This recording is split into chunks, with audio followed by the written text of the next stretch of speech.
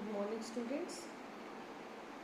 Again, welcome to the online class of social science, in which we have discussed about the rise of small kingdoms in South India.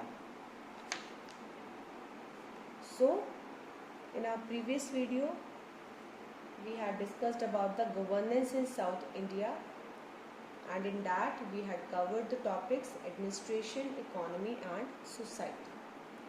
So let's start with the new topic, that is religion. धर्म बोलते हैं बेटा जिसको. Religion played an important part in the life of people in South India. Religion एक बहुत important part play करता था बेटा, जो people थे, जो South India के people थे, उनकी life में.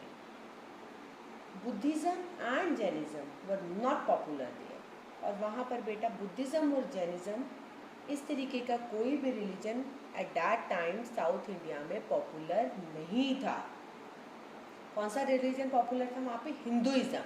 Hinduism was the most popular religion. अब आप खुद से देख लो, जो बुद्धिज़्म और जैनिज़्म थे वो पॉपुलर नहीं थे, ठीक है ना. सबसे ज़्यादा जो वहाँ पर लोग मानते थे, किस रिलीजन को मानते थे? वो हिंदुइज्म को मानते थे. वैदिक सेक्रीफाइसेस वर क्वाइट कॉमन. वैदिक सेक्रीफाइसेस क्या होता है बेटा? जो हम यज्ञ वगैरह करते हैं, वो बहुत ज़्यादा कॉमन थे.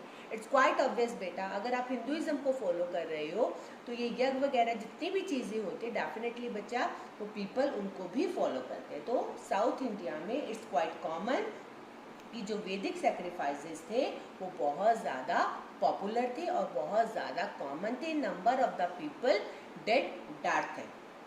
The cult of Lord Vishnu and Lord Shiva also became important during this time. और बेटा किसकी सबसे ज़्यादा पूजा होती थी? लॉर्ड विष्णु की और लॉर्ड शिवा की. एट दैट टाइम बहुत ज़्यादा माने जाते थे. सेम ही आपके, अगर आपको याद हो तो आपके नॉर्थ इंडिया का जब हमने चैप्टर किया तो उसमें भी सेम यही चीज़ थी, ठीक है ना. तो वर्शिप किसकी होती थी सबसे ज़्यादा? लॉर्ड विष्णु की और लॉर्ड शिवा की.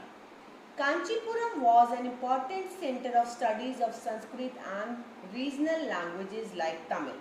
और एक जो जगह थी बेटा, जो टेम्पल था, जो रिलीजियस टेम्पल जिसको बोला जाता था, कांचीपुरम, एक बहुत इम्पॉर्टेंट, जिसे कहते हैं बहुत पॉपुलर, बहुत फेमस सेंटर माना जाता था स्टडीज़ का, ठीक है ना. स्टडीज़ किसकी स्टडीज़ बेटा? संस्कृत की, और जो वहाँ की रीजनल लैंग्वेज थी Tamil.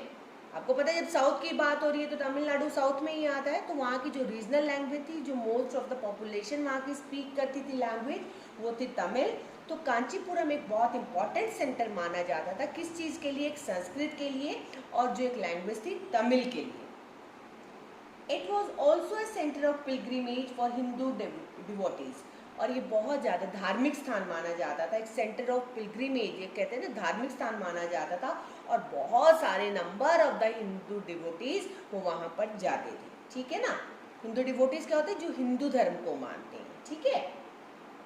The bhakti saints preached the teachings of the epics of Ramayana and Mahabharata. और जो भक्ति सेंट्स है, मतलब जो हमारे हिंदुइज्म में जो भक्ति सेंट्स अब कहते हैं, जो भक्ति करते हैं, जो भगवान की बहुत ज़्यादा पूजा करते हैं, वो किसकी टीचिंग्स के बारे में बताते थे? वो किस ग्रंथों के बारे में बताते थे? किन बुक्स के बारे में बताते थे? एपिक्स होते हैं ग्रंथ, जो हमारे बड़े बड़े ग्रंथ हैं, वो बताते थे रामायण और महाभारता के बारे में. बहुत ज़्यादा प्रीचिंग्स किया करते थे सब जगह, मतलब एक भक्ति भाव से वो इस चीज़ की प्रीचिंग करते थे, टीचिंग्स देते थे लोगों को कि क्या रामायण में था और क्या महाभारता में था उस टाइम पर.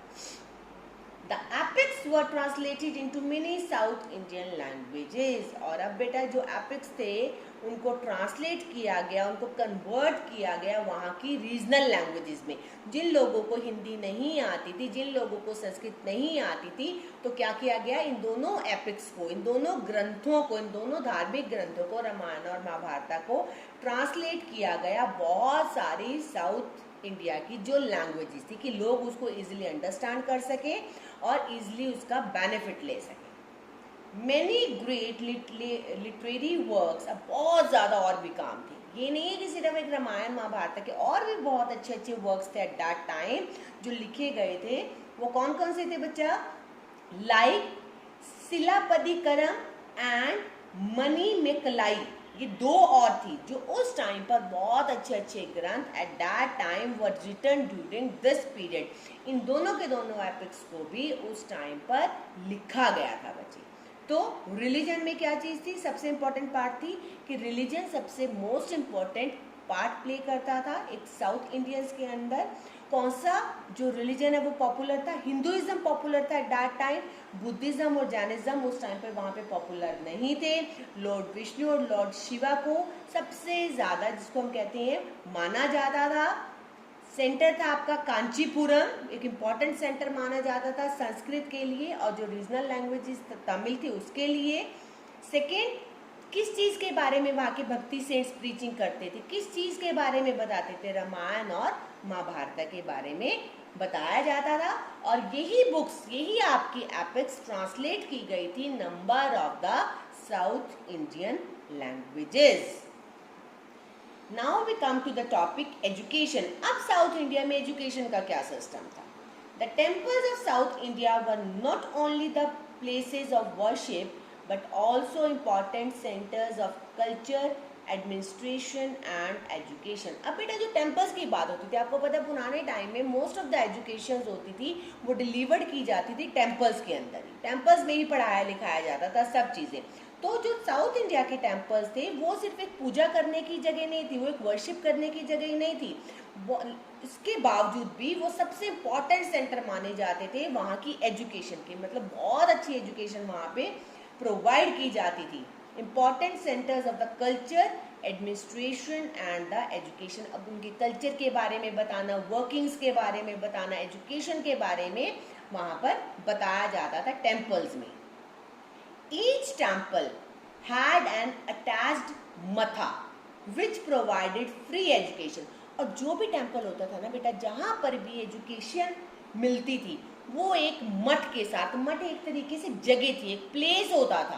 तो हर एक टेम्पल के साथ क्या होता था, एक अटैच मठ होता था बेटा, जहाँ पर फ्री एजुकेशन प्रोवाइड की जाती थी, बच्चों को रखा जाता था, उनकी अपब्रिंगिंग की जाती थी सभी स्टूडेंट्स की, ये नहीं किसी एक की, जो भी पढ़ना चाहते थे, जिनको भी एजुकेशन चाहिए होती थी।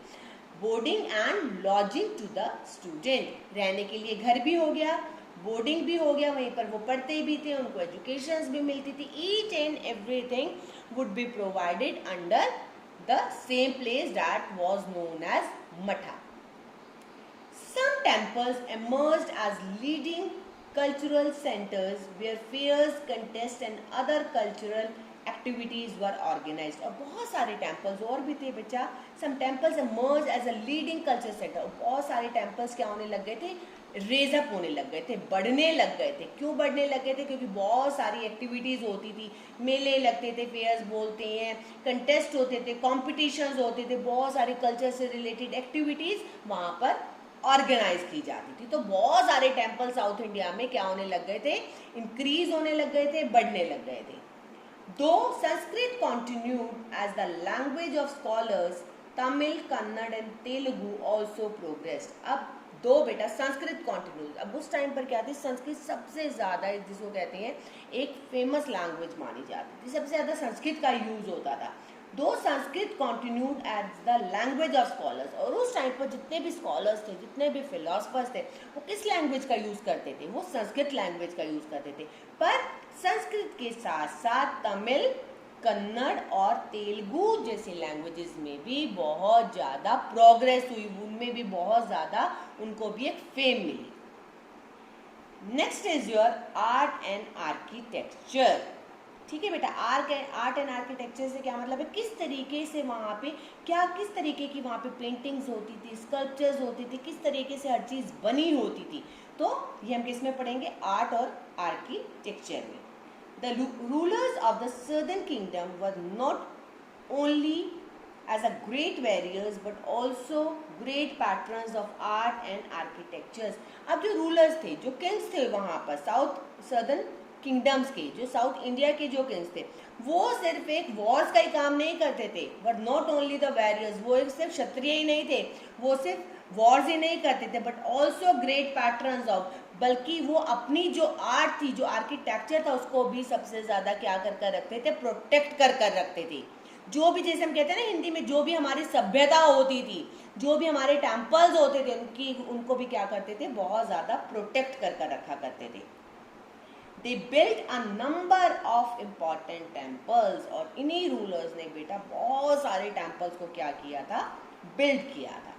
The large rock cut temples at Mahabalipuram and Kailashnath were built in the 8th century. अब बहुत बड़े बड़े लार्ज रॉक कट टेम्पल्स, मतलब जो रॉक्स को काट काट कर बड़े बड़े टेम्पल साउथ इंडिया में बने थे, उनके नेम्स क्या थे, महाबलीपुरम और आपका कैलाशनाथ। और ये किस सेंचुरी में बने बच्चा, ये बने थे आपके temple in the 8th century. The Shiva temple of Tanjore and the bronze statue of Nataraja are the fine examples of Chola art। और एक और भी बहुत अच्छी चीज़, एक फाइन आर्ट जिसको हम कहते हैं ना, बहुत सुंदर, जिसको कहते हैं ना कला, जिसको देखने को मिलती है, वो कहाँ पर देखने को मिलती थी, जो शिवा टेम्पल था बेटा तंजौर में, और एक ब्रॉन्ज का, एक तांबे का स्टैचू, जो नटराज का स्टैचू है, जो आपको पिक में नजर आ रहा है, ये बहुत ही फाइन एग्जाम्पल्स थे उस टाइम के चोलास किंगडम के, चोलास एम्पायर के। ठीक है बच्चे, दिस इज ऑल अबाउट ये चैप्टर। बट एक आपके पास एक और टॉपिक है पीछे, छोटा सा टॉपिक है, जिसको मैं बड़ा ही आपको, जिसे कहते हैं ना, एक फास्टली फटाफट से एक जिसको एक आपको बता दूंगी कि किसके बारे में है। बॉक्स में है शंकराचार्य के बारे में। The name of that person was Shankaracharya. Many years ago, when the practice of dharma was on the decline in India, Adi Shankara appeared on the scene and propagated the ancient Vedic dharma in the form of Advaita or the philosophy of non-duality।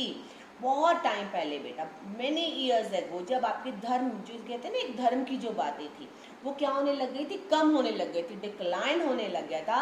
उस time पर India में जो person appear हुए थे, आदि Shankara appear हुए, और उन्होंने किस चीज़ की स्थापना कर दी दोबारा से, और किस चीज़ को फैला दिया सबसे ज़्यादा, वैदिक धर्म को, जो वेद का धर्म था, जो हमारे वेदास होते थे, उसके बारे में प्रोपगेट, उसके बारे में टीचिंग्स और प्रीचिंग्स को शुरू कर दिया। और किस फॉर्म में किया, in the form of Advaita और the philosophy of non duality. Non duality होता है बेटा जहाँ पर कोई भी दो चीज़ें नहीं होती, डुअल होता है दो चीज़ें, नॉन डुअलिटी दो चीजें नहीं। इट मीन्स वो क्या कहते थे कि the god and the soul are the one, आत्मा और परमात्मा क्या है, एक है।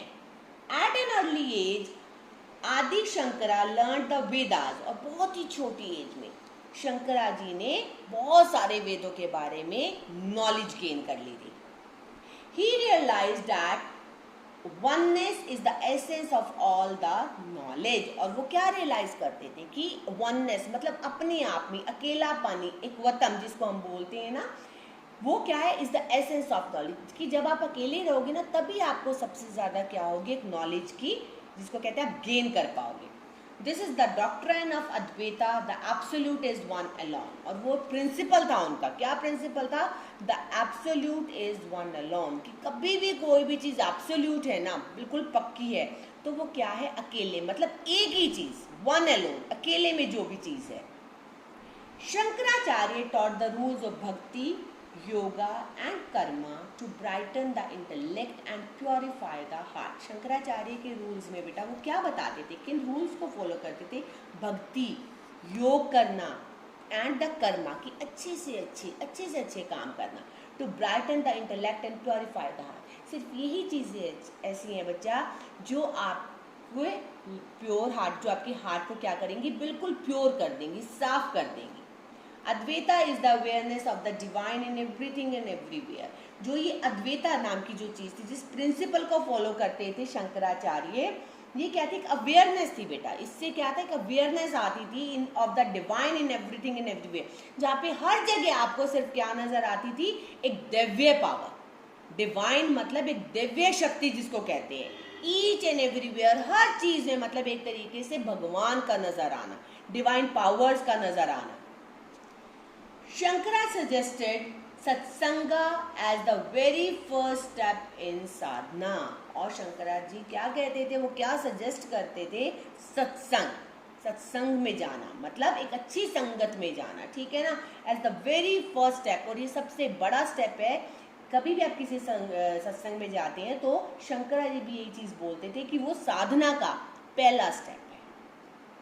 Satsanga means company of wise and a good people. Satsang का मीनिंग क्या होता है? सत्संग मतलब एक अच्छे लोगों का संग, एक वाइज और एक गुड पीपल के साथ जब हम बैठते हैं, उठते हैं और उनकी अच्छी अच्छी टीचिंग्स और प्रीचिंग्स के बारे में बातें करते हैं। He established 4 mathas in 4 extreme corners of India to spread the message of Advaita all over the country. उन्होंने आदि शंकराजी ने 4 मठास, जिनको मठ बोलते हैं, मठास को 4 कॉर्नर्स में इंडिया के मतलब क्या किया था, वहां पर बनाया था और किस मैसेज को स्प्रेड किया था? अद्वैता के मैसेज को स्प्रेड किया था पूरे के पूरे कंट्री में। और ये 4 मठ कौन से थे बेटा? ये मैथ्स नहीं है, ये मठास है। First one is north Jyoti Matha at Badrinath, second west Sharada Peetha at Dwarka, third east Govardhana Matha at Puri, और फोर्थ आपका कौन सा मठ है बेटा? साउथ श्रीगेरी मठा एट श्री नगेरी। इट मीन्स 4 के 4 मठ जहां पर इन्होंने पूरे तरीके से किस चीज की, किसका मैसेज स्प्रेड किया था, जिसको हम कहते हैं अद्वैता, जो इनका प्रिंसिपल था। एब्सोल्यूट इज वन अलोन, मतलब एक ही चीज को सुप्रीम पावर बोला हुआ है, उसके बारे में इन्होंने अलग अलग 4 मठ बनाए थे और इस मैसेज को पूरे के पूरे कंट्री में क्या किया था बच्चा? स्प्रेड किया था। Shankaracharya lived only for 32 years. इनकी एज बहुत ही छोटी रही थी बच्चा। ओनली इन्होंने जो सरवाइव किया था, जो इनका लाइफ स्पेन रहा था, वो रहा था सिर्फ 32 ईयर्स का। बट ड्यूरिंग दैट टाइम पर, उस टाइम पर बच्चा, he purified and consolidated the various schools of worship and brought them under the umbrella of one philosophical principle, Advaita. और इतने से टाइम पीरियड में ही उन्होंने ही प्योरिफाइड एंड कंसोलिडेटेड, उन्होंने बहुत सारे स्कूल्स, जो जिसको कौन से स्कूल्स? जहाँ पर पूजा होती थी, कौन से टेम्पल जहाँ पर पूजा की जाती थी, उनको सबको एक ही जगह पर इकट्ठा कर कर सिर्फ एक ही प्रिंसिपल के बारे में सबसे ज़्यादा प्रीचिंग थी, वो थी अद्वैता की। So this is all about the Shankaracharya and this is all about your chapter. Thank you, have a nice day.